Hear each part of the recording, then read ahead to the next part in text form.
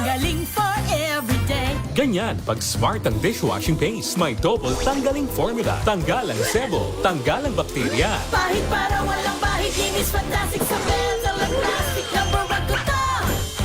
Tanggaling-galing mo. Smart dishwashing paste. ACS. May nagbago. May arte. May budget. Akala nyo lang yon. So solid. White rose papaya. Wow, white rose. White rose papaya. Wow, white rose. White rose papaya. May glow up with white rose papaya. White rose papaya. May puti power times 2 kasi may papaya at niacinamide. May shea butter and tea tree oil pa. Kutis sulit ang glow up. Glow up with white rose papaya. White rose papaya. Kutis sulit ang glow up. ACS. Tinesting, sinuri, siniyasan.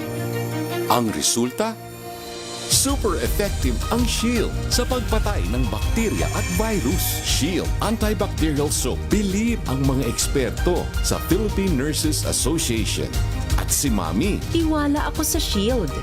Shield Antibacterial Soap. Napatunayang mabisa. Ang mga nurse, tiwala. ACS. Ang buhay ay sasaya. Basta't busog ang pamilya. Kumeya, kumeya.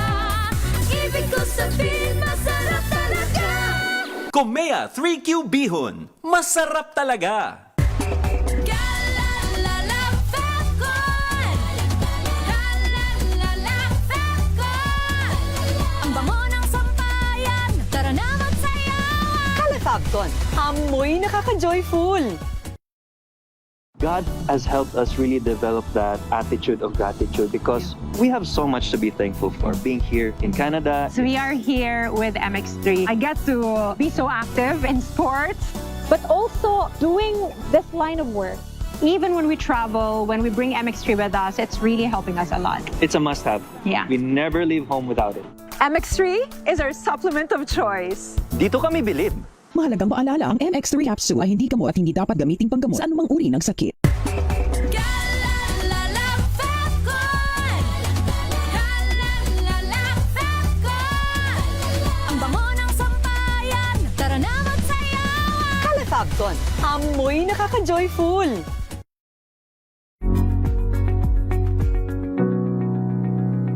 This portion is brought to you by ACS Manufacturing Corporation, ISO certified, maker of world-class quality Pride detergent.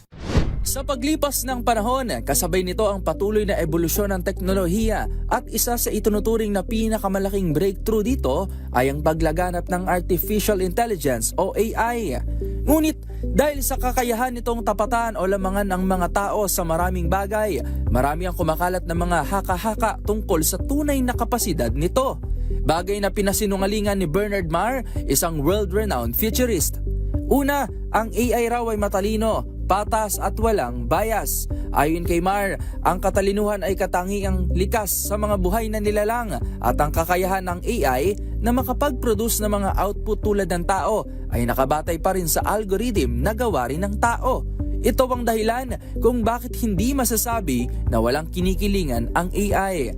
Halimbawa na lang sa Amerika, gumagamit sila ng AI para makatulong sa pag-predict ng pattern ng mga krimen, maging sa pagbuo ng mga hatol. Sa katunayan, lumalabas sa pagsusuri ng New York-based journalism entity na ProPublica na mas may pagkiling ang AI sa white people kumpara sa Afro-American population. Dagdag pa nito, nakaspecialize rin ang trabaho ng machines at malayo pa sa realidad na magkaroon ito ng kakayahan na kopyahin ang natural instincts ng isang tao o kung tawagin nila ay General AI. Pangalawa, ang AI raw ay magte-take over daw sa mundo. Tulad ng maraming bagay sa mundo, nilinaw ni Marr na walang nakakaalam kung saan patungo ang AI sa mga susunod na mga taon. Gayunpaman, katulad ng iba pang social structures at constructs na mayroon tayo ngayon, nakadepende pa rin sa atin ang pagre-regulate nito. Bilang mga tao, nakikita natin ang benepisyo ng AI sa buhay natin at hawak natin ang responsibilidad na patuloy itong pagyamanin para sa ikabubuti ng lipunan at pigilan ang pang-aabuso rito. This portion is brought to you by ACS Manufacturing Corporation, ISO certified, maker of world-class quality Pride detergent.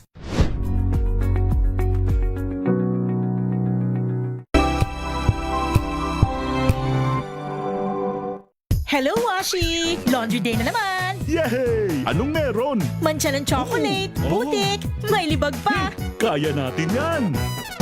With Pride Washing Machine Detergent, may triple stain-away formula. Tanggal ang makapit, madikit, at malupit na dumit mancha.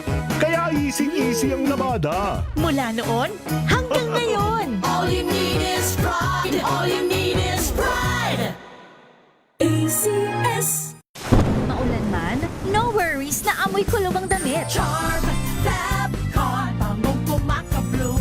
Tanggal amoy kulog sa bango ng charm. Kaya gamit ko, Charm Fabcon with Bloom Fresh technology. Kills 99.9% of kulob-causing bacteria.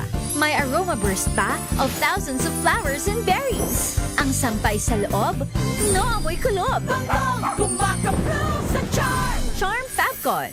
ACS. Abangan this Saturday. Hi, kami ang Maymay, and you're watching Scene Zone. It's spaghetti zone. So doon naman tayo sa first impressions. Ayan na. Akala ko ikaw yung like, you're the mean girl. Like, gano'n. Jessie. Defend yourself. Tanggap ko naman. Alemong sumayaw. Alembong gumalaw. Alas 12 ng tanghali, dito lang sa DZRH TV. The Better News. Una sa Pilipinas, una sa Pilipinas. NBS, trending and viral show. Nakahandang Sa ating balitan mga kaibigan sa Rapido Hataw. Public Service Hour. Siyempre pa, una sa Pilipinas. Una Yan ang kabuhanan din pala tuntunan ng break time. Sabay niyo na po ang mga balita at talakayan sa Balansyado. Maraming Maagang balitaan, maagang usapan sa mga issue at balita. Kasama si Kuya Angelo Palmones sa Magandang Umaga Pilipinas. Mula Lunes hanggang Biyernes.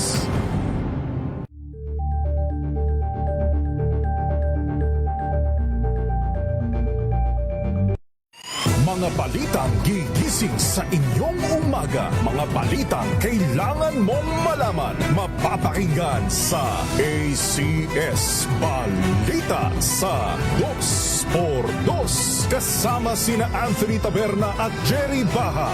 Lunes hanggang Biyernes.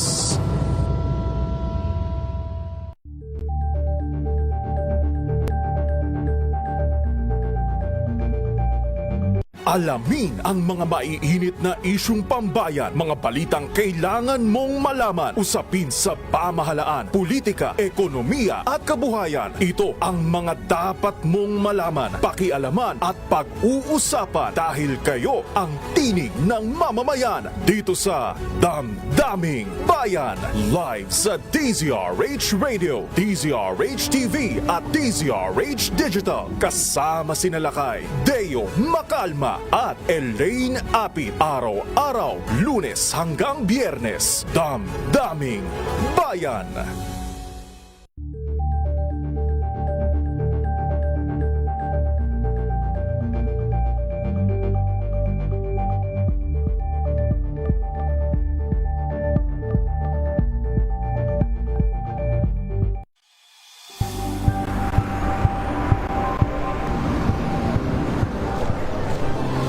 Ating mga eksperto. Dito lang sa Expert Opinion.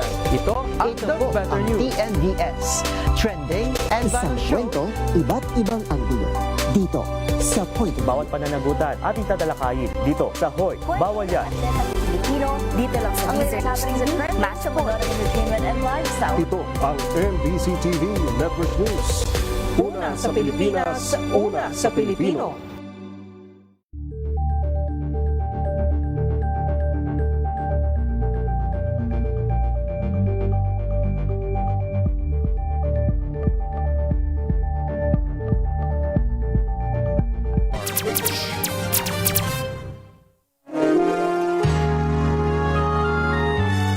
Kauna-unahan sa Pilipinas. Manila Broadcasting Company.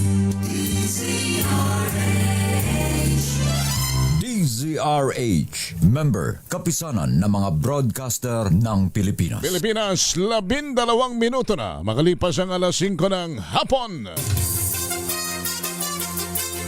Dahil ang pamamahayag kailangan laging patas. Ang pagtalakay ng bawat issue dapat laging parehas.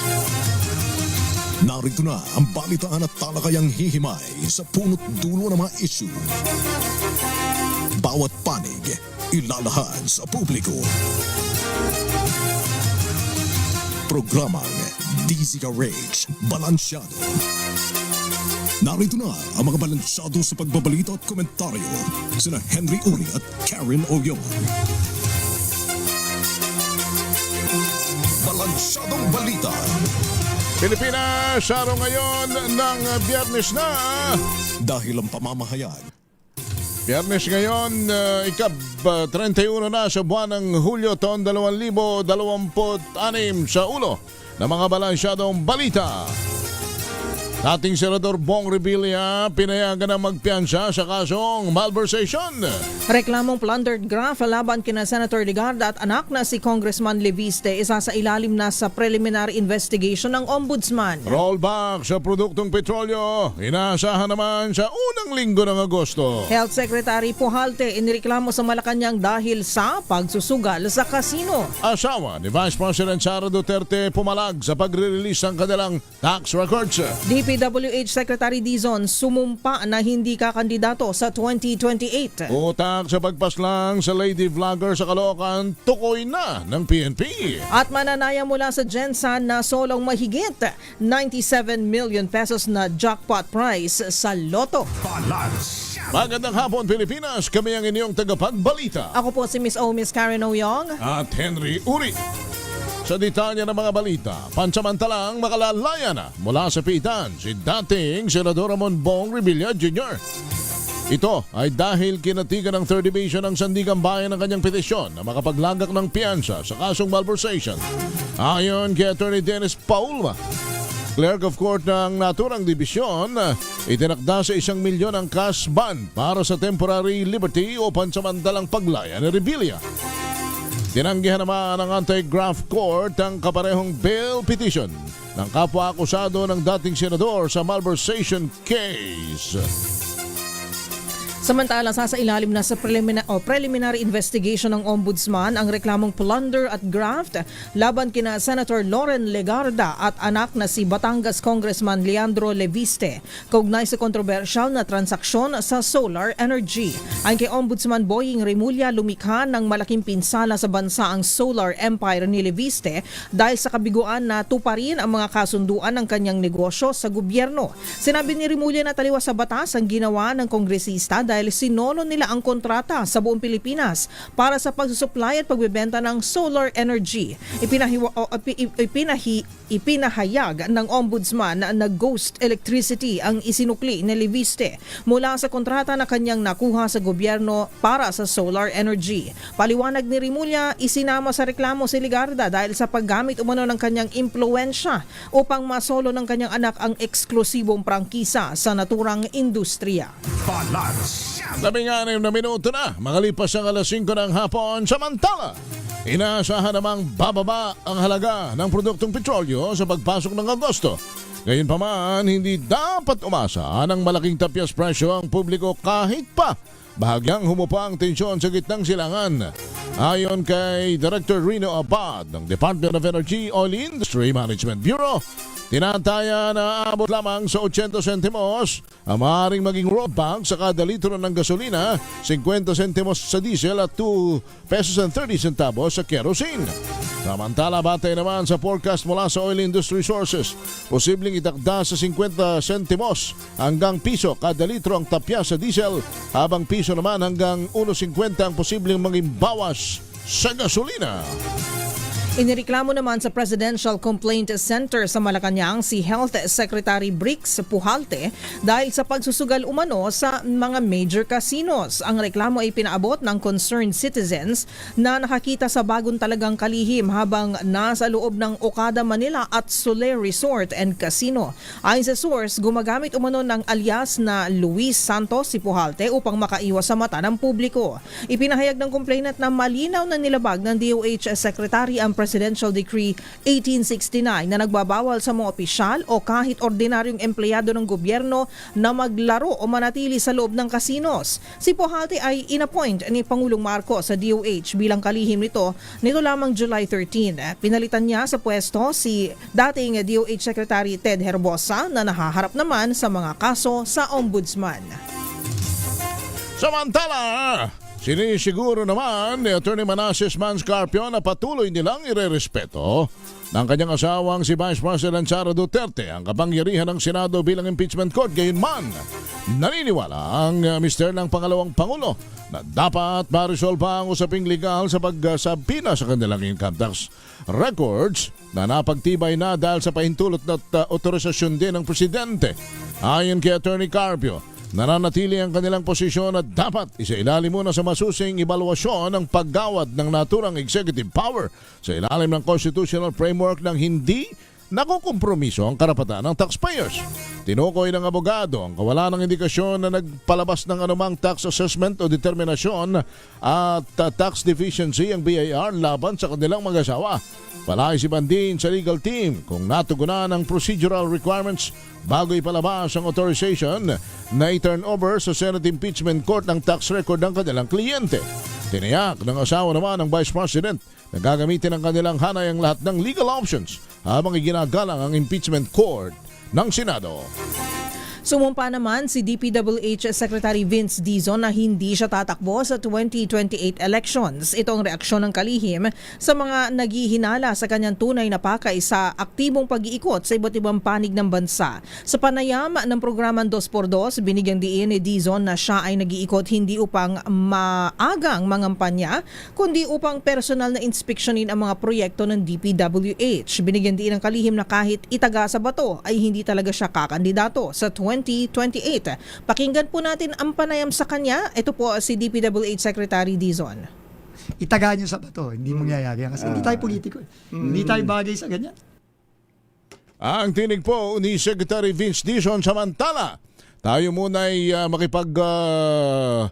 usap sa isang former head ng Bangko Sentral ng Pilipinas at Investor Relations Office. Siya po isang ekonomista. Kasi marami hong nagtatanong, nagtatanong sa akin, partner, tungkol sa utang panlabas ng ating bansa. At wala naman akong may alam ako, pero syempre kailangan nating humanap ng mas otorisadong magpapaliwanag dito dahil nakita ko rin sa isang kanyang salaysay na ang mga Pilipino ay sandamakmak na. Tama ba ito? Ang utang ng bawat Pilipino ay pumapalo na nung June 26 ng 171,602. Sipin mo, may utang pala tayong ganong kalaki. Ikaw meron, ako meron. Noong May 26, 162,700 at June 2025, 151,464. Let's have Ma'am Cora Guidote. Ma'am Cora, magandang hapon sa inyo. Hello po, Ma'am Cora. Magandang hapon sa inyo, Henry at saka Karen. Opo. Ma'am, bakit kami nagkautang ng ganyang kalaki naman? At paano naman kami makakabayad ni Karen at pati kayo? Bakit tayo lang may utang? Pati si Ma'am Cora meron din. Paano natin babayaran ito? Bakit ba mayroong ganito? Actually, tayo lahat utang? naman tayo may utang na eh. Kasi ang total debt ng national government ay 19.1 trillion na, no? Pumalo na yan sa ganyang halaga ngayong Hunyo 2026. At tumaas yan ng 2.8% galing nung May. Okay? So yan, kaya pag dinivide mo yan, kada Pilipino, ang population ngayon ay 114 million. So, ang lalabas dyan ay 172,000 kada Pilipino. So, babayaran natin yan ng ating buwis kasi ang pagbayad ng utang, every year kargado na yan sa ating national budget. Ma'am, ano itong binabanggitin yung kabuoang utang natin, pinagsama na ito ng internal at saka external debt? Yes, oo. Ang domestic, ang breakdown niyan, domestic debt is 12.9 trillion, ang external or foreign debt is 6.2 trillion. Pag kinonvert mo yan sa US dollars, yung external debt na yan, umaabot yan sa 101.3 billion dollars. Ngayon, ang medyo nakakabahala, ang ating international reserves ay 104.7 billion dollars, no? So kung halimbawa, halimbawa lang naman to na babayaran natin lahat 'yan ng utang natin. Ngayon, ang matitira na lang ay 3.4 billion na lang ang matitirang dollar reserves natin, ano. So kung mangyayari ngayon na babayaran natin lahat, kukonti na lang ang pera matitira para sa pag-angkat. So ganyan yung kaya medyo nakakabahala na kasi pag lumaki pa to ng lumaki, malalampasan na niya yung dollar reserves natin at tataas yung principal payment. Ngayon, pag-usapan natin yung principal payment, Yeah. Nung January to June, yung interest pala ay ang total debt service natin, yung binayaran natin ng January to June ay 1.2 trillion pesos. Okay? Ang interest pa lang, 484 billion pesos ang binayaran natin ng January to June. Tumaas yan ng 16.6%. Okay? Ang principal 743 billion pesos at tumaas yan, lumobo yan ng 110% ang principal payment. Kaya yung total debt service natin ay tumaas ng 60%.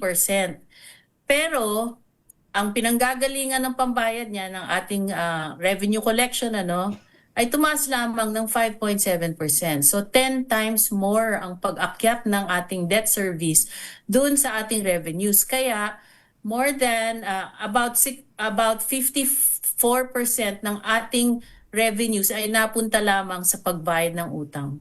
Labis sa 50%. So Ma'am Cora, kung hindi po tayo ekonomista, ordinaryong mamamayan, sa aking pagkakaintindi po sa inyong eksplanasyon, kumbaga ang taas po talaga ng ating utang at kahit bayaran po natin yun, hindi po kakayanin ng ating revenues or yung kinikita po, tama po, ng ating pamahalaan?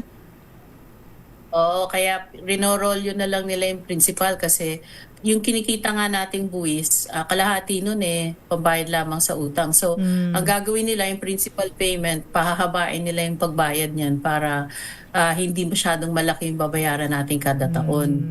Pero ngayon pa lang, nakikita na natin na sobrang bilis ng pagtaas ng ating pangungutang, no?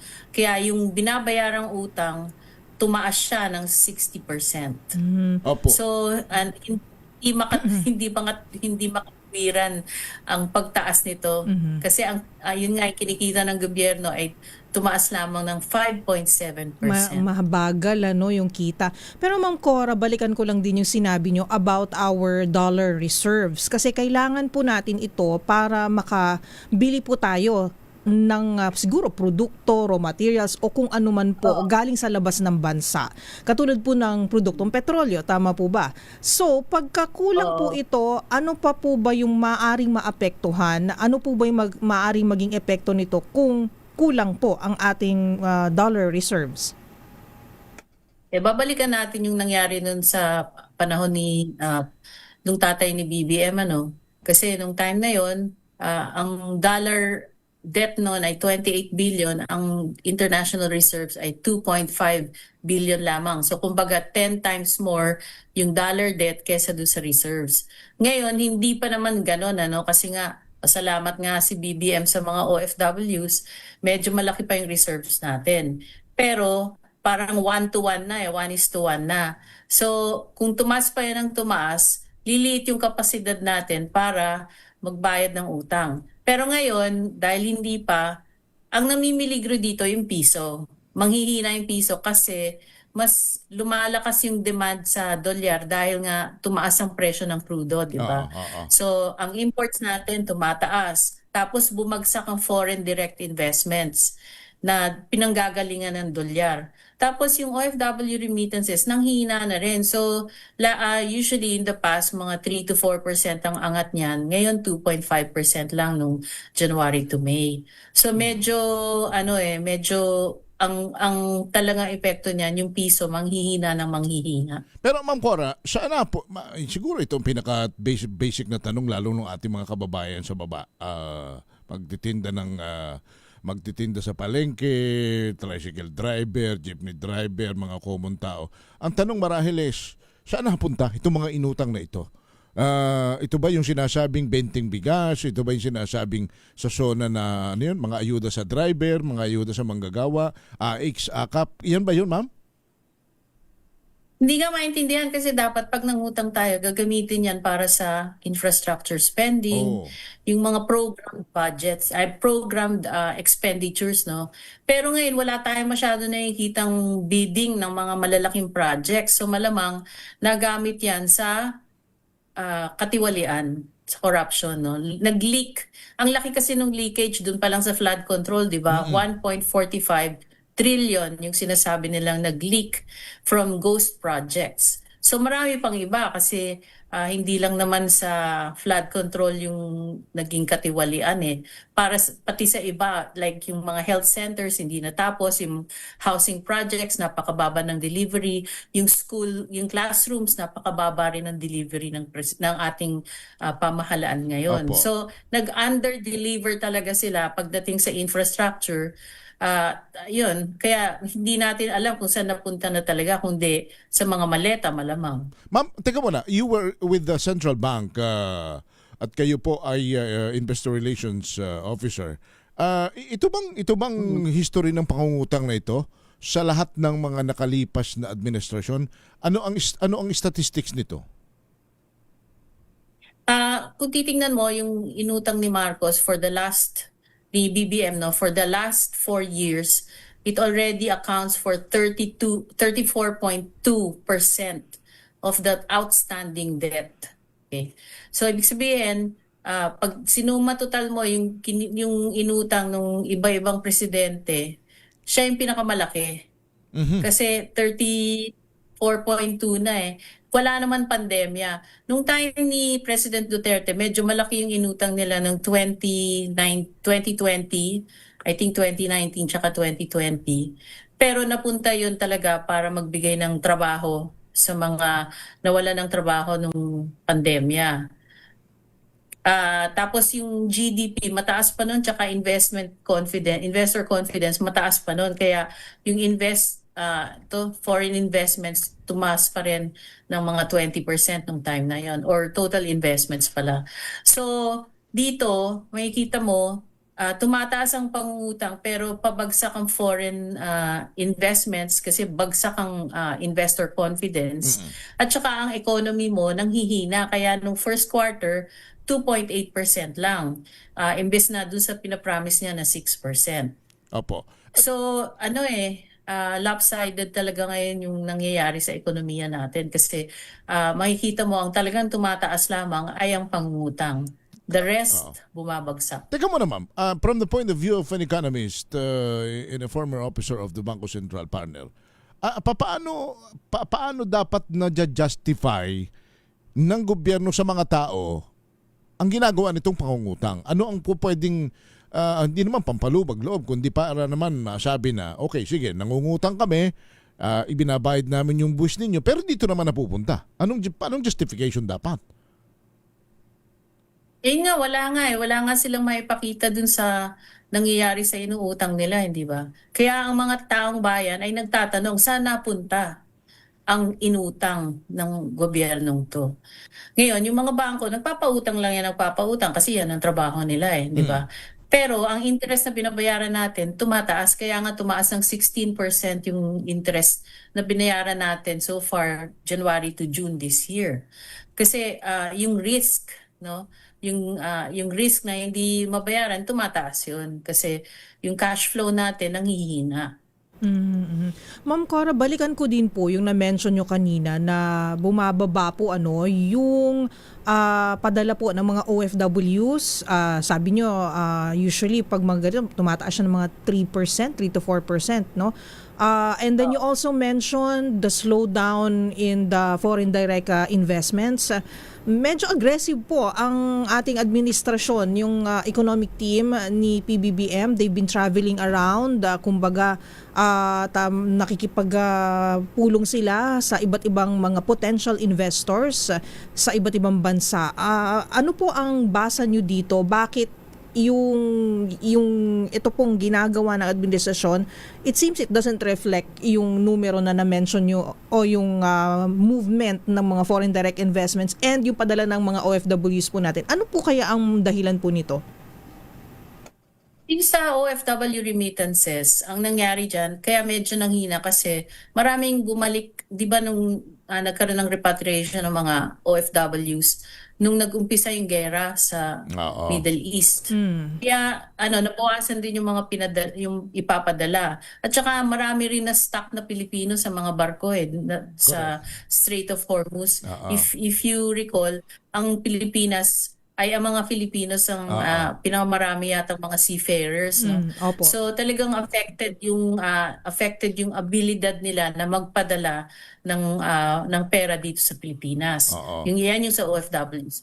Ngayon, yung sa foreign direct investments, maraming factors na bago sila makapasok ng pera dito. Kasi maski pumunta ang presidente tapos nag-pledge ng investments yung kunwari yung Japan, Canada, whatever, no, yung pinuntahan nila, para ma-translate yun sa actual investment, no, yung foreign direct investment nga, kailangan magkaroon sila ng kumpiyansa unang-una sa sistema dito. Kaya lang kung naririnig nga nila na grabe yung corruption, minsan umaatras sila. That's one. Corruption is a factor kasi good governance is part of their rating, no, sa mga investors. Kalawa, red tape. Ganyan. So, yung iba nandito na, pero pag humingi na sila ng mga business permits, nakikita nila na napakaraming balakid sa hindi lang sa national government, pati sa mga barangay or sa LGUs, ganyan. Tapos hindi lang red tape, may padulas pa yun. Kaya medyo nahihirapan sila talaga mag-umpisa. Kaya minsan nandito na yung pera, hindi pa natutuloy eh. Kaya may nang mga nagtanong sa akin, ano ba yung paxi? Ma'am, yung paxili ka na yan. Ma'am, ano ang solusyon? Ano ang solusyon? We want to ask sana. Pero pa-explain siguro, ma'am, mukhang maganda. Marami ang hindi nakakaintindi. What is that? Paxili ka? Sige. Yung Paxilica, yan yung parang gustong umpisahan ng presidente in partnership with the US na kumuha sila ng mga investors, mag-attract ng investors dun sa Clark. Kaya lang, ang problema, walang nagpo-propose kasi napakagulo ng mga, yung hindi pa nila alam ko talaga kung anong gusto nilang gawin. Kaya ganyan, maski sabi mo nang nandyan na yung plano, hindi pa rin makalapit yung mga investors talaga. Isa pa, malaki ang pangangailangan nila sa kuryente. Ang kuryente dito sa Pilipinas ay napakataas, no? It's one of the highest in Asia. At ikalawa, tubig. Napakalaki ng demand ng tubig kasi mga tech companies yung gusto nilang i-attract dyan sa Paxili. Ma'am, solusyon dito sa problema so, yung sinasabi mong solusyon, ang kailangan talaga magkaroon ng fiscal discipline, no? Magtino yung gobyerno kasi kailangan ma-restore yung tiwala. Ang problema kasi na negative na nga yung trust rating ni Presidente, di ba? -12 or -27. Depende sa tawag dito, yung pollster na gumagawa ng survey, no? So, kung yung negative na yon, napakahirap ibalik niyan eh. Kasi kailangan meron maging accountable. Okay? So, sinabi ni Presidente na huhulihin si Romualdez pero ilang araw na walang nangyayari. Nung kay Marcoleta, napakabilis, no? Pero ngayon, kay Romualdez, parang wala tayong naririnig after SONA. So, anong mangyayari dyan sa mga kawatan? Kasi kailangan talaga magkaroon ng accountability at kung maaari, isoli nila yung mga nainakaw nilang pera.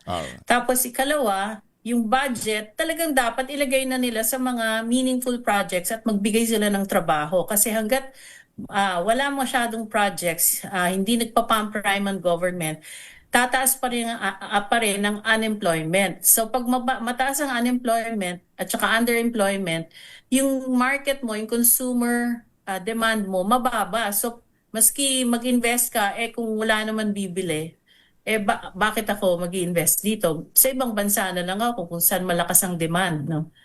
So kasi syempre mga business, gusto niyan profits. Anyway, ma'am, it's an honor. We would like to thank you once again for joining us. At least naintindihan natin at ang ating mga kababayan itong problemang ito na 54% na pupunta lang sa pambayad sa utang. Delikado ito. Ma'am Cora, thank you so much. Nakakalungkot. Apo, Thank you, salamat. Maraming salamat, Henry. Thank you si Ma'am Cora Guidote, isang ekonomista. We'll be back after the break. Ang oras na yan ay hatid sa inyo ng BioFlu. 2 or more symptoms? Baka flu na yan. I-BioFlu na. Maliit ang budget sa announcement. Sa lahat ng bagay, simula pa lang, siguraduhing max protection na. Kasi pag kulang ang proteksyon, baka madaling masira. Sa ngipin, dapat may max protection din. Max sa alaga ng Unique Toothpaste. With Max Protect Formula. Help stop cavities before they start, while keeping breath fresh. Try Unique Maximum Fluoride Protection. Para max alaga, max protektado. ACS.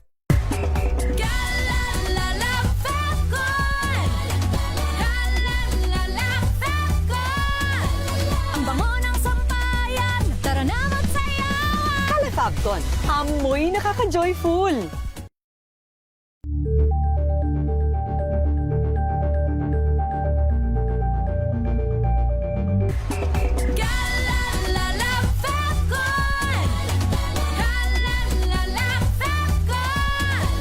Ang bango ng sampayan, tara na magsayaw. Califabcon, amoy nakaka-joyful.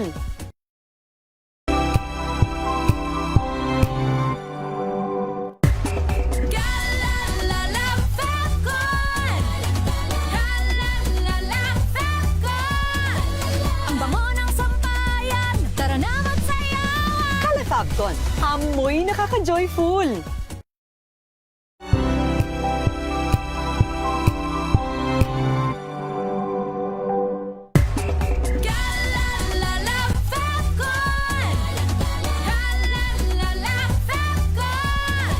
Ang bango ng sampayan, tara na magsayaw. Califabcon, amoy nakaka-joyful.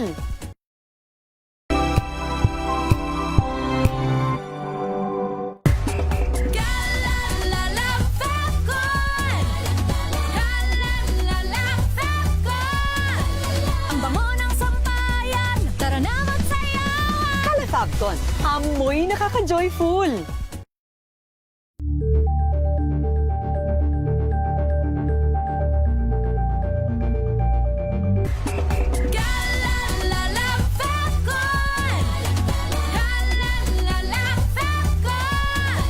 Ang bango ng sampayan, tara na magsayaw. Califabcon, amoy nakaka-joyful.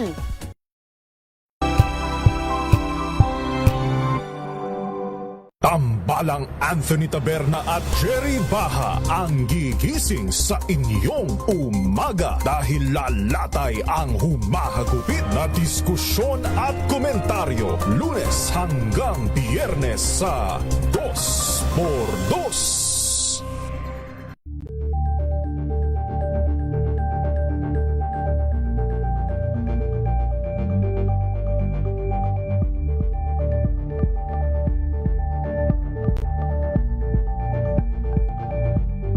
Ito ay bunsod ng naitalang 17 individual na ang kanilang naaresto. Ng Metro Manila Development Authority o MMDA ang No Contact Apprehension Policy o NCAP sa Metro Manila. Sa ang ilang mga dokumento ay peke. Hindi rin legal ang employment na ipinangako sa kanila. Sa mata ng batas, mananagot ang sangkot at may sala. Dahil sa bawat paglabag, may karampatang parusa. Alamin ang mga pananagutan sa likod ng mga bawal. Dito sa Hoy! Bawal Yan! Tuwing Sabado, alas 11:30 ng umaga. Dito lang sa DZRH TV.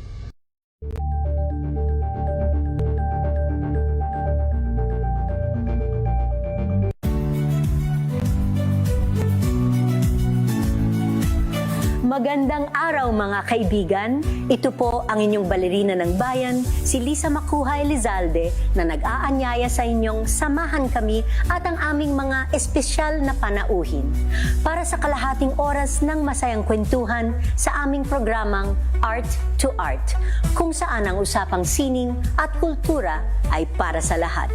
Huwag kaliligtaan, tuwing linggo, alas 3:30 ng hapon, dito lamang sa DZRH Radio, DZRH TV, at via online streaming. Noong BIR tax records ng mag-asawang Vice President Sara Duterte, partner, at si Attorney Man Scarpio, na isang sibilyan sapagkat hindi naman siya trabahante ng gobyerno, nagkataon na siya asawa ng pangalawang Pangulo, ay inaprubahan na ho ng Pangulong Marcos sapagkat siya lamang ang tanging makapag-aaproba para mabuksan ito sa impeachment court. Ngayon, mayroon ng reaksyon siyempre ang kampo ng Vice President in particular. Ito ho'y galing sa kanyang reaksyon ng kanyang asawa. Tika, linawin ko lang. Reaksyon ito ng kanyang asawa, not the Vice President. Si Attorney Neil Abayon, ang spokesperson ni Attorney Man Scarpio. Attorney Neil, magandang hapon po sa inyo, si Henry at si Karen. Magandang hapon po, Attorney Abayon, sir. Good afternoon po. Thank you for having me. Apo. Attorney Neil, diretso na kami. Ano ang reaksyon ng kampo ni Attorney Mans dito sa naging desisyon at naging pag-aproba ng Pangulo na mabuksan yung kanilang BIR tax records sa impeachment court? So yung pinaka-comment lang naman talaga ni Attorney Mans dyan is, of course, he will respect the actions of the Senate Impeachment Court. Pero he is also, or we are also reviewing all available legal remedies. Tapos kung may makita po kaming legal remedy, ay posible pong i-exhaust ni Attorney Mans, yun siya. Pero number one, we will respect what is happening po, or what is happening currently in the Senate Impeachment Court. Opo, meron kasi yun po yung proseso na currently. Yun yung status. Doon sa statement, ang pinakang heads po na nakalagay ay release of tax records is procedural step, not proof of wrongdoing. Anong ibig sabihin po nito? Yes. So ano po yan pag kukuha kasi ng evidence yung court, yung isang process po niyan is via a subpoena. So yung in-issue po, di ba, is subpoena duces tecum, meaning nag-order yung impeachment court to produce certain documents including yung BIR records. So pinroduce lang po yun ng BIR at ng mga bangko na inorderan ng court via the subpoena. And then that will still undergo the procedure, the legal procedure in the Senate Impeachment Court kasi meron pa rin naman yung rules on admissibility. Kasi kung makita din po ninyo yung order ng Senate Impeachment Court, sinabi ni Presiding Officer Escudero doon na dapat yung mga ebidensyang makuha via the subpoena must relate to the impeachable offense during the term.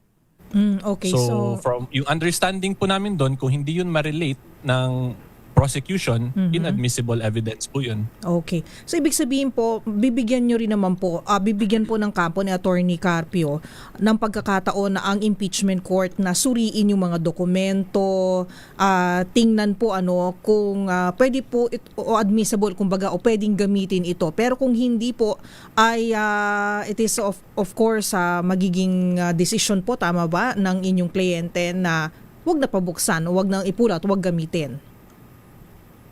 So, ganito na lang kasi ma'am para mag-gets nyo talaga yung main issue talaga na nakikita namin. Currently naman po, di ba alam natin na yung in-issue ng BIR against Attorney Mans, VP Sara, and some corporations was a letter of authority. Yeah. So, yung letter of authority po kasi, LOA, that is preliminary pa lang po yan sa BIR. Para yung BIR mag-conduct ng review, may clarificatory question sila sa taxpayer. So, wala pang any tax deficiency wala pang actual na sinabi yung BIR na may tax deficiency sila Attorney Mans. So yung dilemma lang namin, kung preliminary pa sa BIR tapos i-disclose dun sa impeachment, parang possible magka-conflict kasi dun magkaka-accrue ng conclusions pero sa BIR, puro palang preliminary yung nangyayari. Teka muna. Yun yung issue dun. And then yung second issue po, pag, di ba meron pong test of relevancy din ng evidence, whether or not it relates to the impeachable offense during the term. Paano po kung hindi nila ma-relate pero dinivulge nila yung mga confidential documents? Okay. So unfair din po yun to Attorney Mans. Kasi we have to remember, Attorney Mans is not an impeachable officer. He has his own set of constitutional rights that should also be respected and protected. Okay. So attorney, ano po ba dapat? Ano po ba ang nais naman po ng kampo ni Attorney Carpio? Sabi nyo, oo nga naman, it makes sense. Kung na-divulge na pero hindi pala relevant dun sa mga Ma-relate, yes. So politically, di ba, ang pangit na nung tingnan. Yes, so ano po ba dapat ang inyo pong nais na gawin ukol po dito sa mga dokumentong ito? So since confidential matter siya, yung sa amin, dapat ma-disclose din siya in a confidential way via executive session. Okay. So Kasi like what I stated, di ba, yung sa BIR ngayon, LOA pa lang, preliminary. Tapos it would appear now in the impeachment, parang may mga conclusions na ng mga ganito. Pero currently, wala pa pong any declaration of tax deficiency. Teka muna. Plus, we also have to remember din po kasi sa BIR, yung purpose ng LOA is to determine whether or not you have a tax deficiency. Hindi din po automatic yun na porkit may tax deficiency ka, that's already unexplained wealth. That's a completely different issue. So yun yung possible magkahalo-halo kasi. Tas in the eyes of the general public, pag hindi nila mag-gets yung difference nun, yung distinctions between tax cases from criminal cases, unfair yun. Especially to Attorney Mans, who is not an impeachable officer. Teka muna, Attorney Neil, dapat ang mangyari muna ay matapos muna yung preliminary investigation sa side ng BIR. Sa side ng BIR at makita kung may tax deficiency bago ito iharap sa impeachment court. Is that what you're saying? Not necessarily naman po, pero yung point lang namin nga, pag nakita niyo yung difference, 'di ba, sa BIR preliminary, tapos sa impeachment gagamitin lang for conclusory purposes. So possible magka-issue po talaga ba? Plus hindi rin po nga kasi impeachable officer si Attorney Man, so currently wala namang any subpoena to him or walang summon. So how will he confront na pinapresent na yung documents din niya dun in the impeachment court? So dalawang bagay nga. Una, wala pang findings, any findings of wrongdoings ang BIR. Yes. Tapos pag biglang ginamit na ito ng prosecution at inilantad na sa publiko, because we were dealing with figures. We're dealing with we're dealing with numbers. Pag hindi well versed sa bank transaction or whatsoever, ang publiko pwedeng i-spin na may tinatagong BIR o tax record ang na related sa yung sinasabi nilang hidden wealth ang mag-asawa. Yes, yun nga yung possible na scenario kasi pwede na siya gamitin as material, 'di ba, for commentaries, statements ng mga anti-Duterte na group. So, yun yung dilemma. Kasi we have to remember yung impeachment process is not political, 'di ba? It's not purely political, it's sui generis, but the main purpose of impeachment ay to determine whether or not ma-impeach ba or ma-convict yung impeachable officer. Hindi naman para sirain yung political reputation ng individual eh. So now your prayer, hindi po yun yung purpose ng impeachment. Now your prayer to impeachment court is to treat it confidential and discuss it in a executive session. Yes, kasi unfair po eh pag i-disclose sila lahat ng confidential documents tas biglang hindi pala nila ma-relate to the impeachable offense during the term. So why did you disclose that information? It's all out in the It will affect the political capital of the respondent eh. Tapos si Attorney Mans, being a private respondent, maapektuhan din yung reputation niya as a practicing lawyer.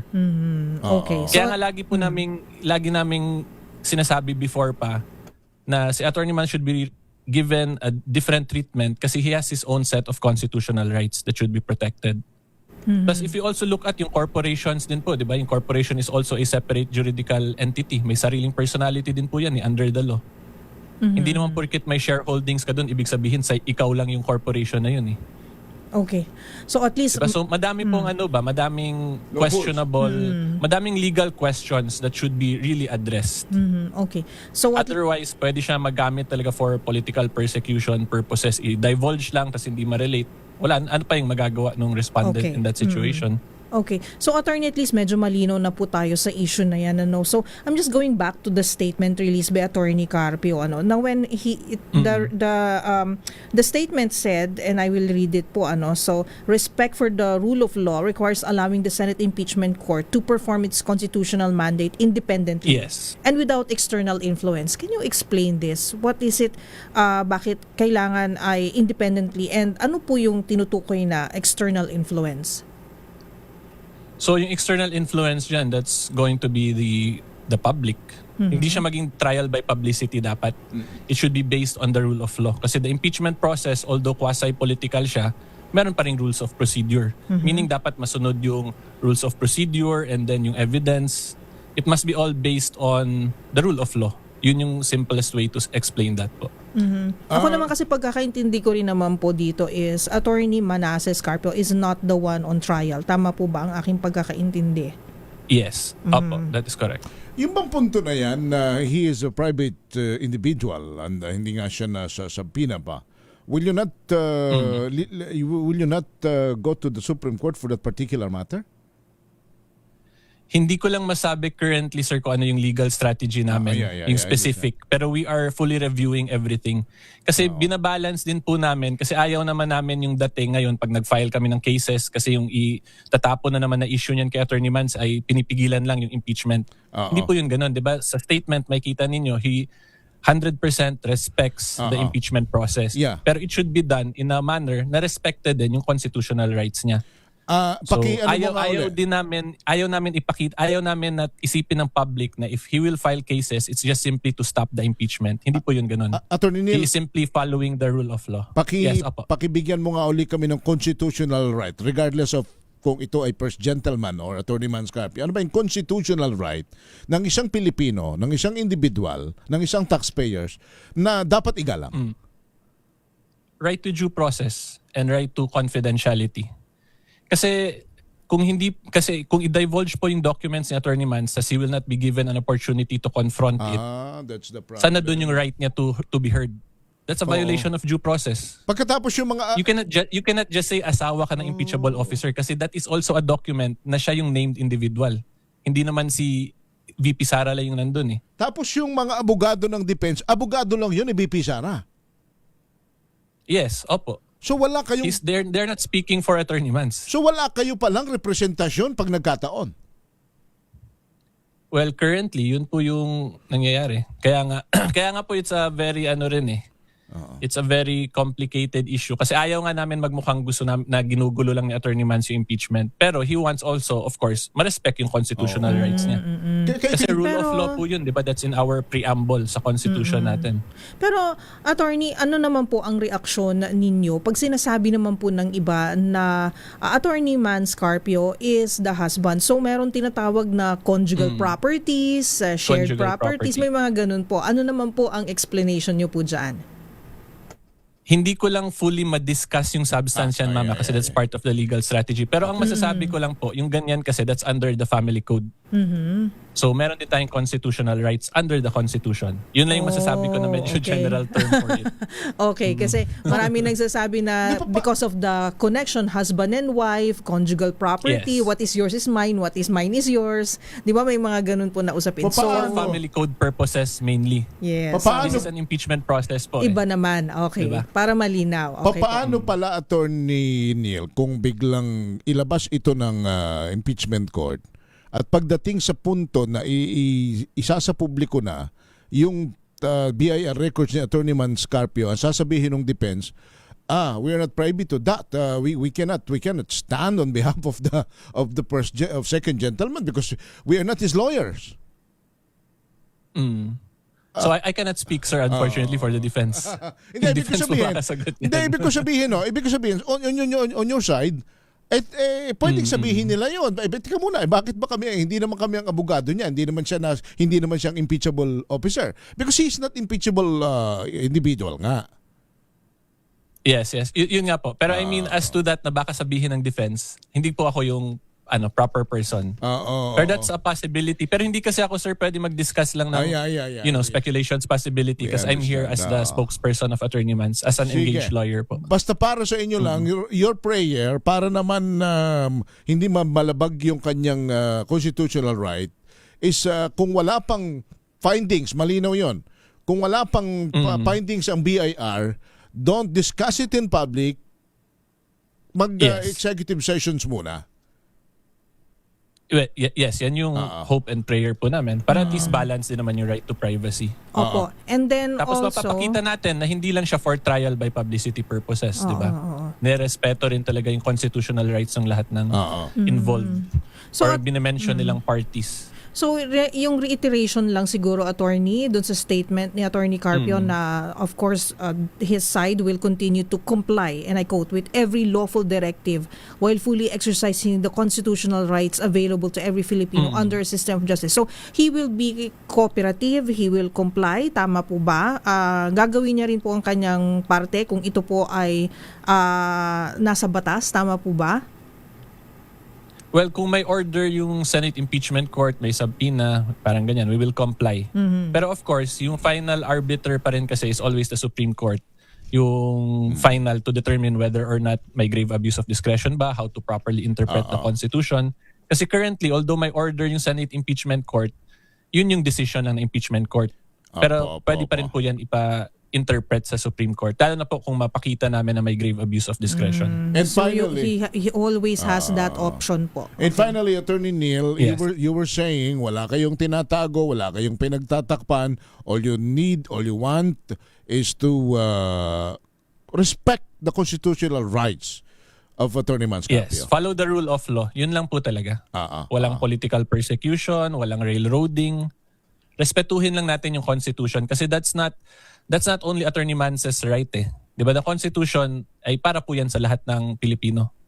So, wag po sana sagasaan yan because kung sinasagasaan, you are railroading the Constitution, you are literally parang lambasting the Filipino people. Kasi kung yun lang po talaga yan. Kung magagawa mo ito sa asawa ng pangalawang pangulo, baka mag-aalala rin ang mga ordinaryong Pilipino. Plus pag hindi po talaga nirespeto yung Constitution, wala nang rule of law sa bansa po natin nun. Alright. Attorney Neil, thank you for joining us. Salamat po. Thank you po, Attorney. Thank you po for the invite. Opo. Good evening po. Si Attorney Neil, ang abogado po ni Attorney Mans Carpio, tagapagsalita ho niya. So, sa impeachment court, yun ang kanilang prayer partner, and they're hoping na mapagbibigyan kasi nga para sa kanila kahit nga yung BIR wala pang resulta yung preliminary investigations, wala pa silang conclusions kung may tax deficiency or may kaso sa pagbabayad ng buwis yung mag-asawa, pero kung ibubuyang-yang mo na agad dito sa publiko, baka ma-trial by publicity. Pagkatapos biglang sasabihin naman ng BIR, wala namang problema po eh. Biglang bawi. Oo. Medyo mabigat nga naman. Pag nailabas na kasi, mahirap nang itago ulit. Sabi nga nila. The constitutional rights of each and every individual. 6 ng gabi. Flash Report. Flash Report! Noche, saan yan? Anong nangyari dyan sa Las Piñas? Mayroon daw saksakan dyan ng mga estudyante, tama ba? Tama, Henry at Miss Kay. Isa yung nasaksak dito sa Las Piñas sa National Patay! Dinala sa ospital. Andito yung, ito yung kapatid, Henry, yung kapatid ng estudyante. Ito, kuya, malungkot yung balita. Kumusta po yung kapatid mo? Sabi po ng ate ko, wala na raw po eh. Teka muna. Kukunin mo muna ang pangalan niyan. Anong pangalan niyan? Hindi naman minor yan, yung kausap mo.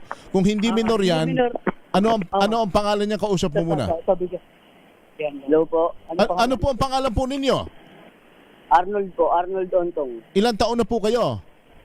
29 po. 29. Ang kapatid po ninyo, ilang taon na? Mga 14 po yata. 14, sige.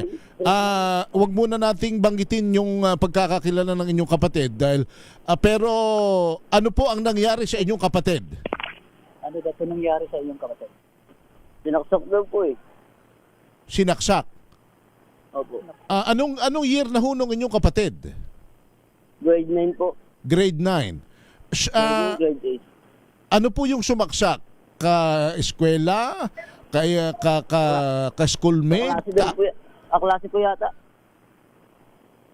Oh. Classmate. Opo. Kaaway po. Hindi ko po alam.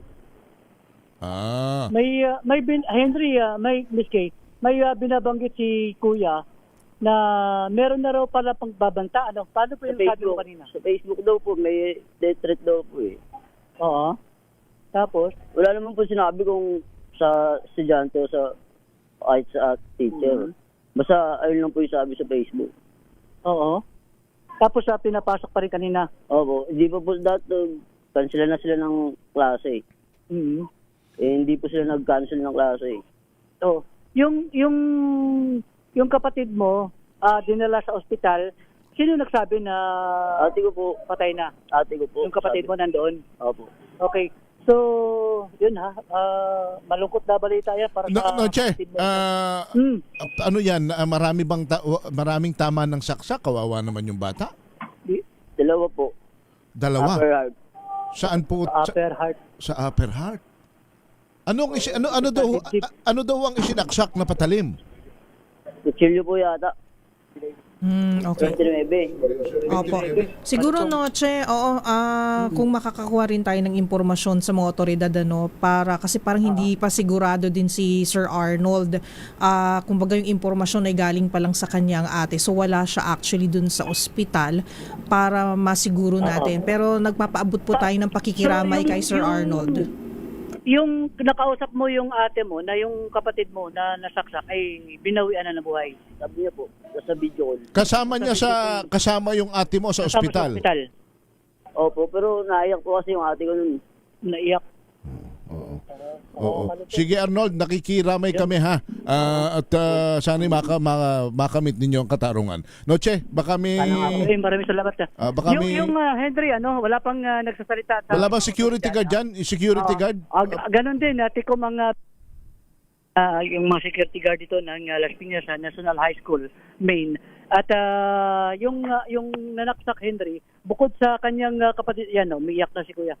Yung bukod sa kanyang kapatid, meron pang isa sa loob na sugatan din na estudyante. At yung nanaksak Henry, hawak na, nasa loob na ngayon. Nandiyan ang mga pulis sa loob. Nasa loob pa kasi yung mga estudyante. Kunin mo nga yung Noche, kunin mo nga yung number at pangalan ng kapatid, tawagan natin. Yung mismong nasa ospital. Kunin mo. Okay, sige. Okay. Thank you, Noche. So, update ito, nasa ospital, sabi ni Kuya, batay doon sa kanyang ate, umiiyak na yung kapatid niya dahil patay na raw po yung kanyang kapatid, kaya na malungkot na balita. Estudyante, grade 9 students na kung saan ay meron na palang pagbabanta na sa Facebook. Ito yung mga nanay dito, halos lahat galit na galit dahil meron na palang pagbabanta doon sa Facebook. Pero kaninang umaga, pinapasok pa rin mga estudyante. Anong oras nangyari yan? Anong oras nangyari? Kanina lang.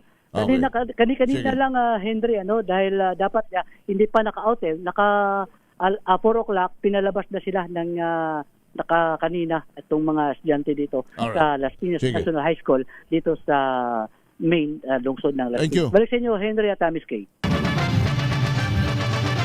Flash Report. Flash Report! Thank you. 6:05. Stand by.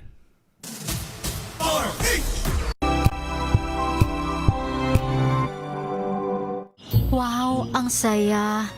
Isang barangay na labada, puro mancha pa. Goodbye, pahinga. Mommy, isang laba lang yan sa Pride Bar Blue. May powerful stain-away enzymes na malupit sa dumit mancha. At di masakit sa kamay. Isang laba lang yan. Hello, pahinga. Hello, Pride Bar Blue. ACS.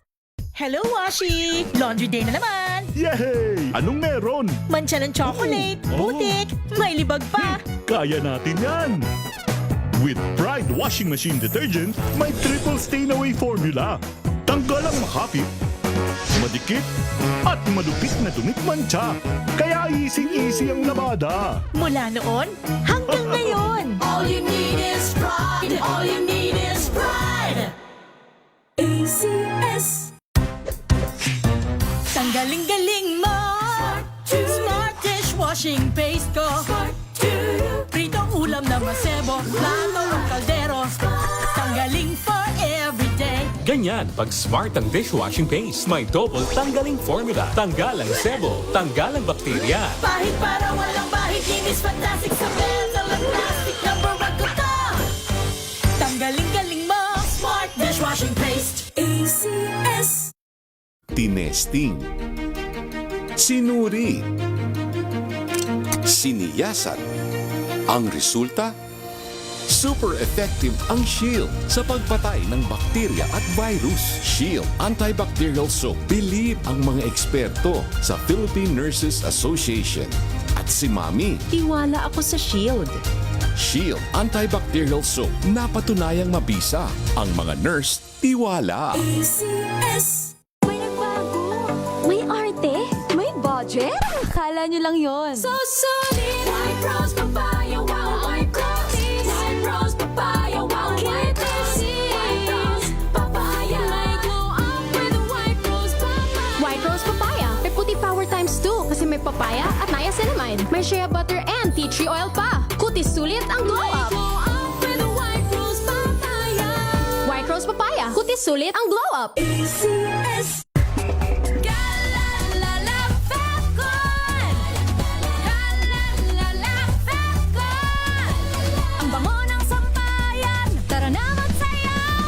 Calefacton, amoy nakaka-joyful. Hola a todos! Saludos de Madrid, España. Ako nga pala si Hilal Baracin, 45 years old, isang negosyante at ito ang aking kwentong MX3. Iba yung trabaho namin as overseas Filipino workers dito sa Europa. Doon pumapasok yung benefits ng paggamit ng MX3. Ang MX3 capsule na to ay gawang Pilipino, nakaka-proud. Mabibili nyo to dito sa Madrid. Arriba MX3! Dito ako bilib! Mahalagang paalala, ang MX3 capsule ay hindi gamot at hindi dapat gamitin panggamot sa anumang uri ng sakit.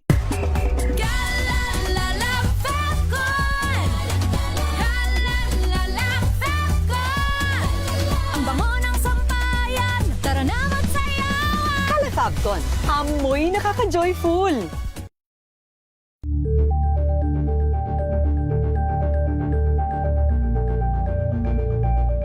Champion na milyonaryo pa.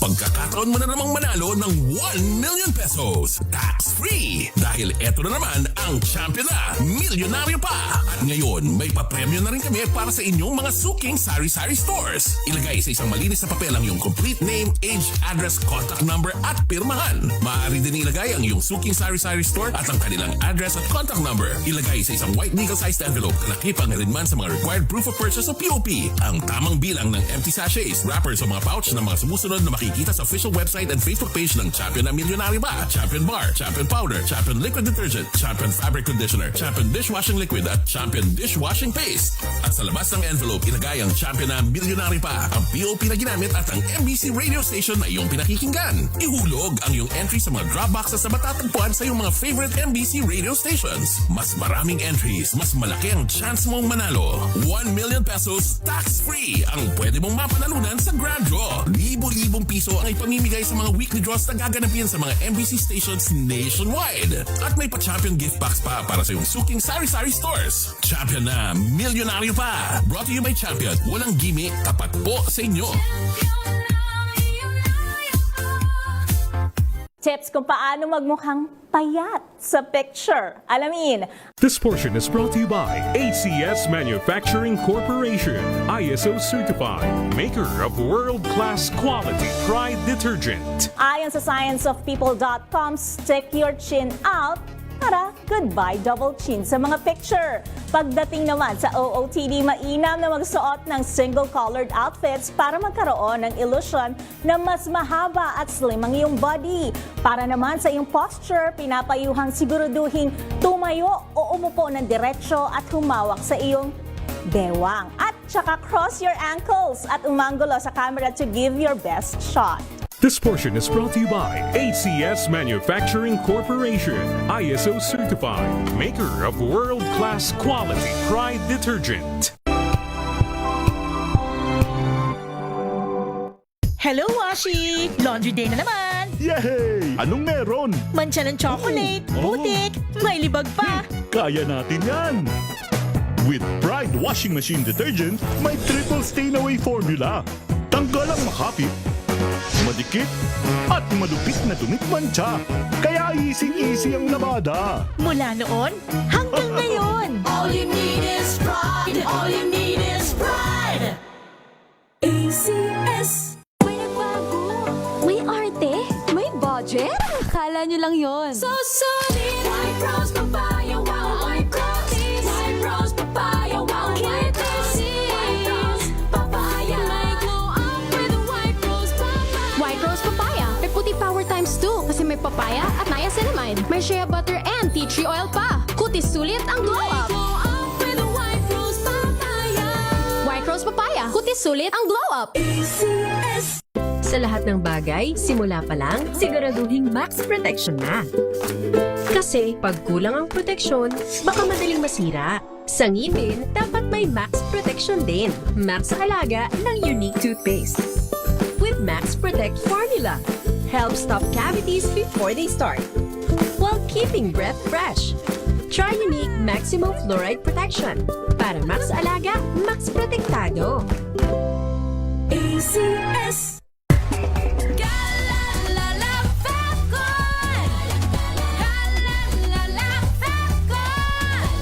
Ang bango ng sampayan. Tara na magsayawan. Calefabcon, amoy nakaka-joyful!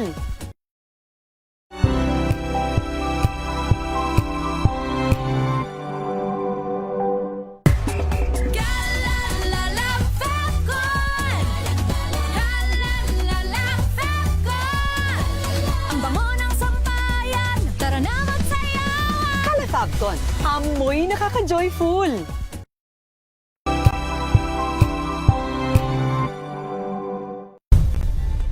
Nagsimula sa pangarap hanggang sa maabot ang tagumpay. Iba't ibang kwento, iba't ibang mukha ng atletang Pilipino. Mas pinatindi, mas pinalakas, at mas pinaaksyon sa Match Point tuwing Sabado, 12:30 ng tanghali sa DZRH TV.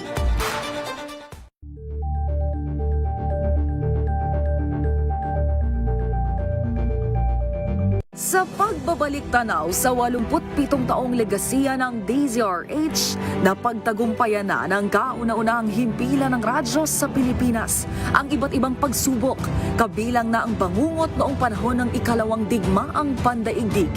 Impormasyong naihatid ng himpilang KZRH ang siyang naging kaagapay ng mga Pilipino at nakasama hanggang sa nakamit ang kalayaan. At nang muling mapas sa kamay ng mga Pilipino ang kasarinlan, nagbukas din ang panibagong yugto para sa himpilan. Mula sa KZRH na kalaunay naging DZRH, ang mga balita at impormasyon ang nagsilbing gabay ng mga Pilipino. Naging hudyat ito ng panibagong simula at patuloy na paglago, kasabay ng pagsilang ng mga programang nag-iwan ng bakas sa kasaysayan at sa puso ng bawat Pilipino. Better news. Una sa Pilipinas, una sa Pilipinas. NBS, Trending and Viral Show. Nakahandang sa ating balitan mga kaibigan sa Rapido Hataw. Public Service Hour. Siyempre pa, una sa Pilipinas. Una Ayan ang kabuhanan din palatuntunan ng break time. Sabay niyo na po ang mga balita at talakayan sa Balansyado. Maraming salamat. Tuloy-tuloy ang pagtulong, tuloy-tuloy ang pagseserbisyo at tuloy-tuloy ang balitaan kasama si May Binauhan sa Operation Tulong mula Lunes hanggang Biyernes.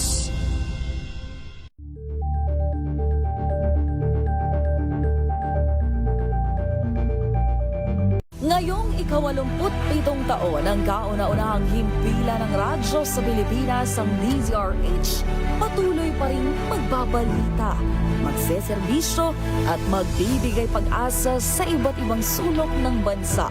1994 nga nang inilunsad ang One Nation, One Station sa inisyatibo ni MBC Media Group Chairman Mr. Fred J. Elizalde.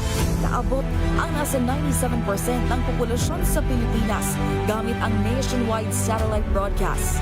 Patunay ang 20 relay stations mula Luzon, Visayas at Mindanao sa patuloy na dedikasyon ng DZRH sa loob ng maraming dekada.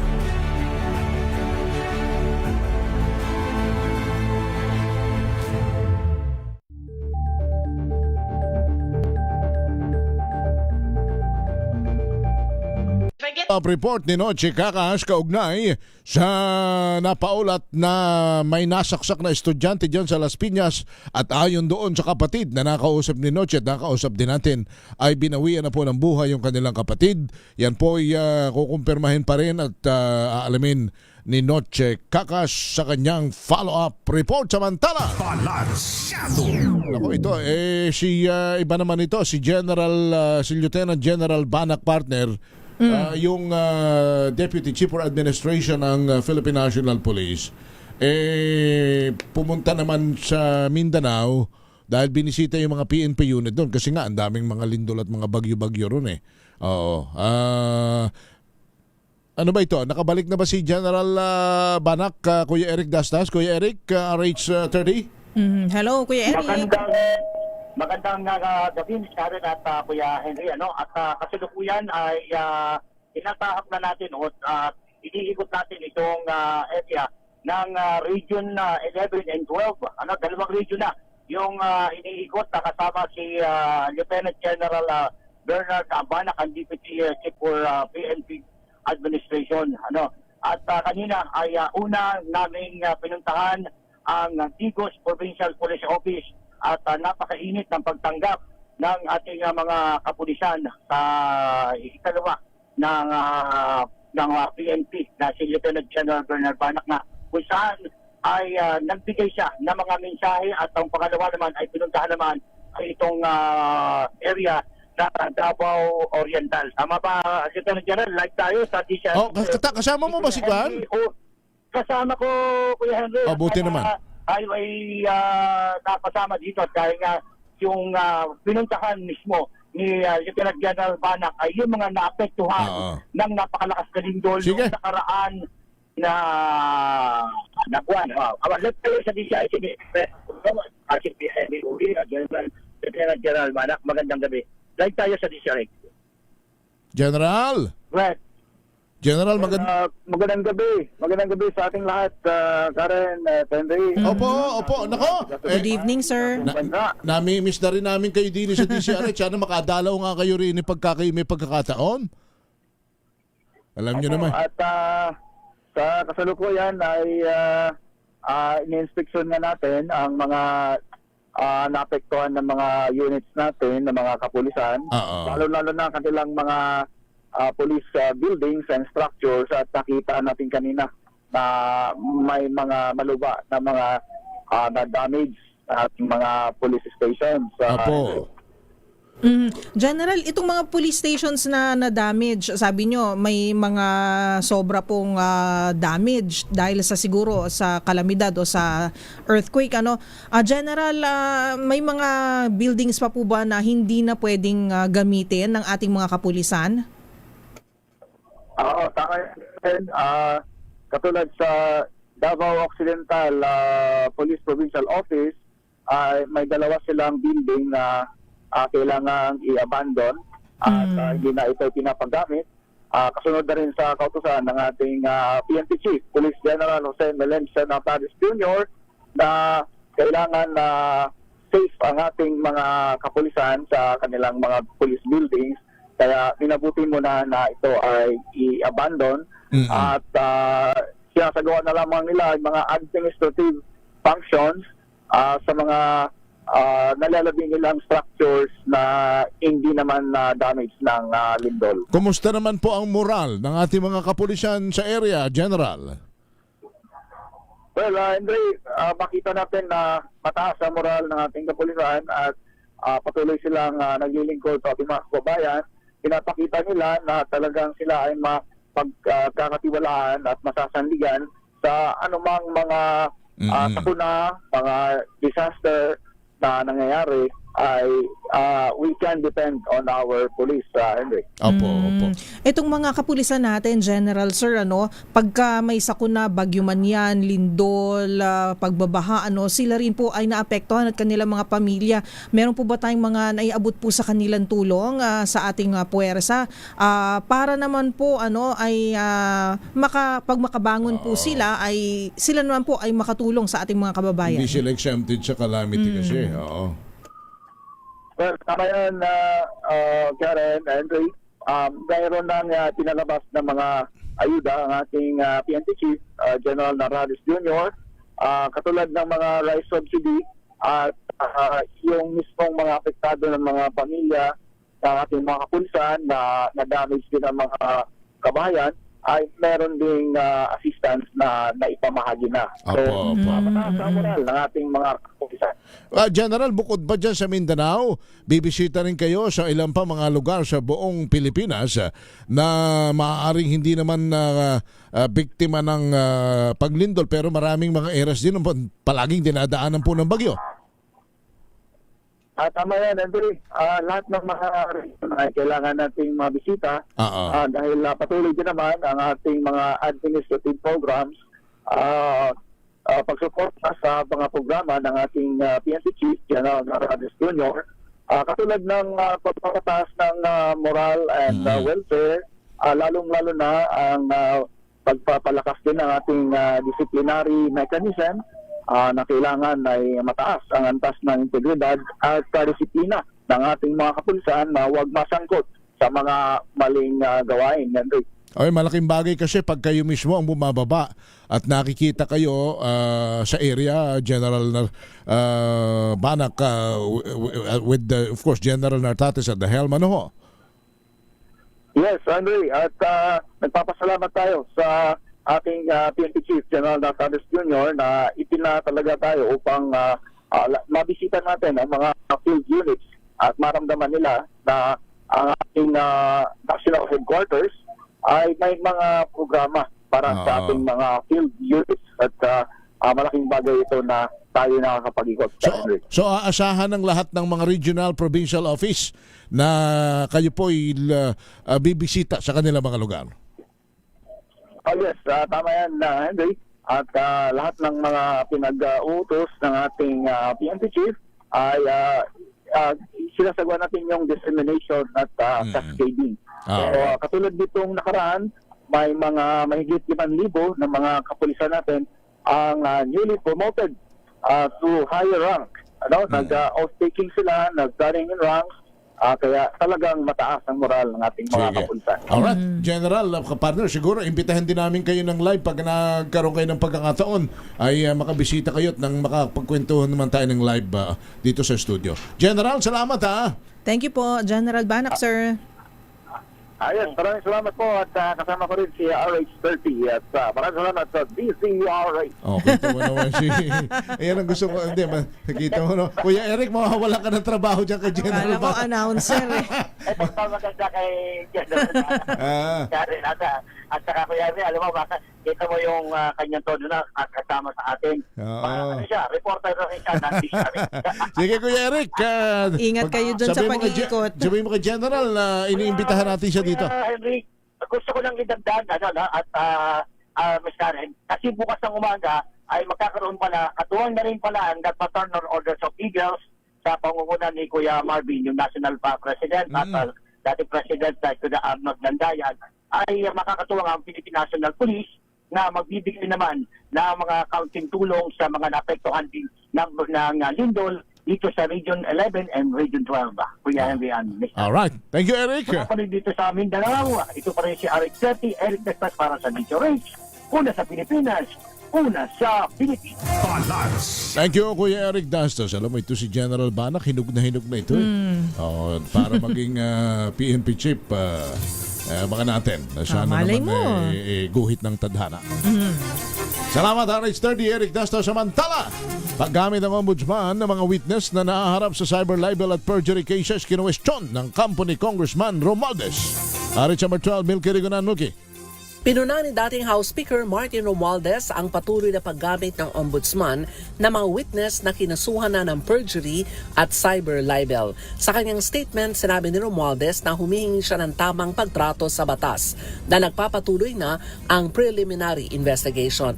Ipinagtataka ni Romualdez na reject na ang naturamang witness pero ngayon muling gagamitin ng ombudsman. Gate ni Romualdez, ito ang mga witness na ibinasura na at kinasuhan na pero muling gagamitin para siya lang ang ituro at wala ng iba. Sa kabila nito, tiniyak ni Romualdez na hindi siya uurong sa laban na ito, gagawin ng tama at hindi patitinag.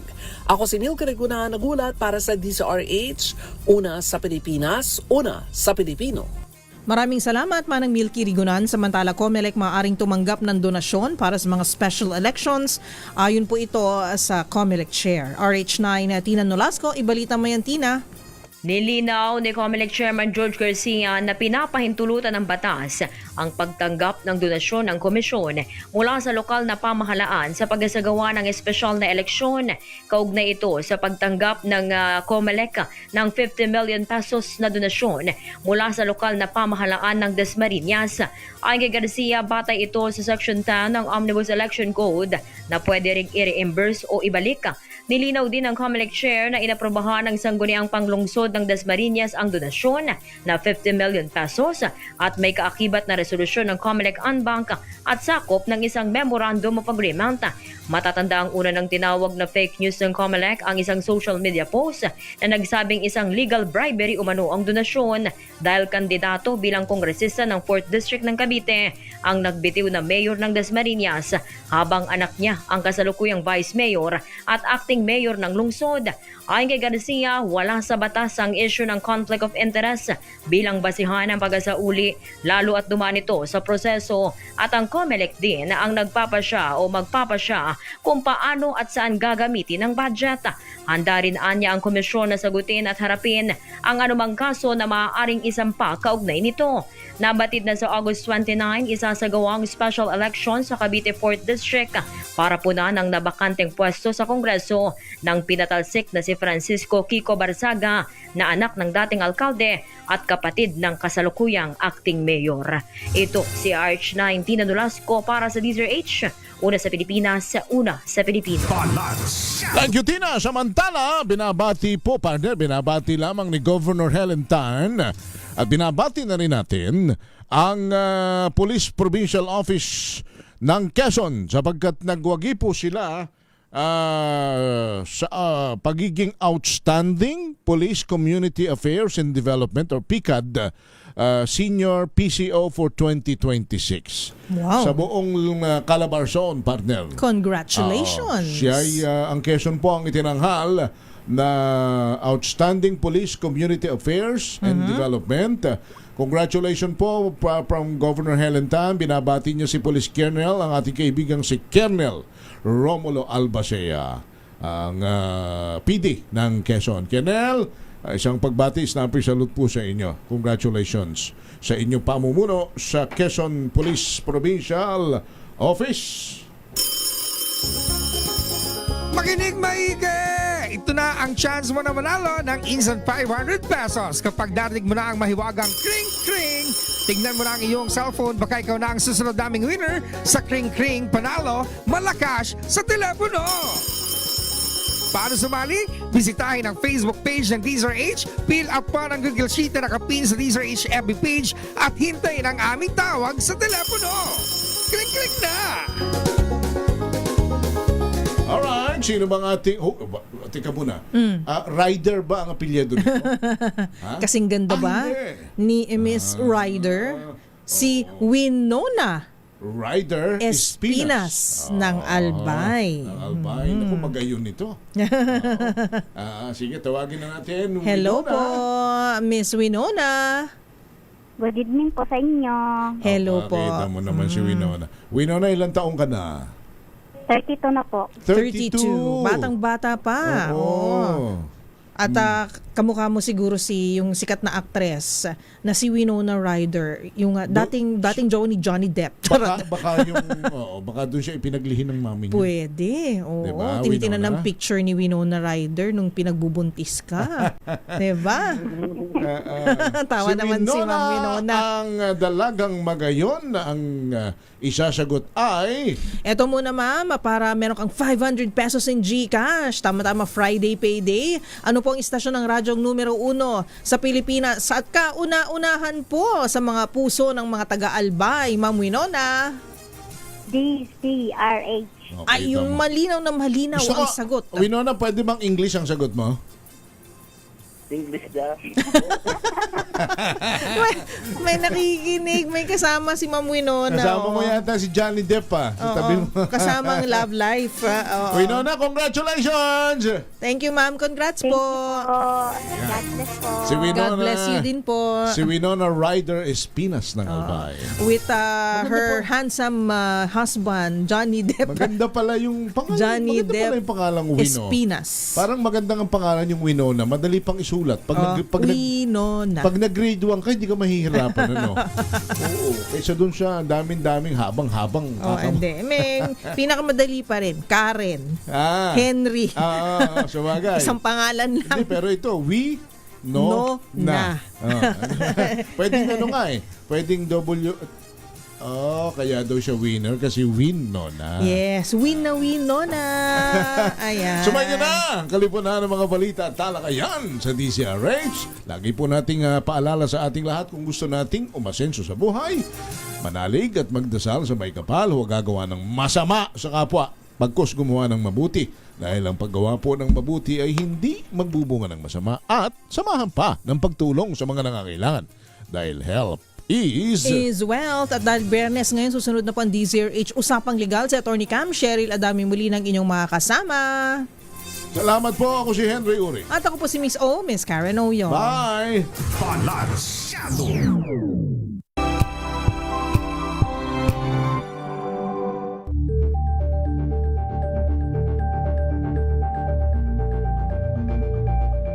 Champion na milyonaryo pa.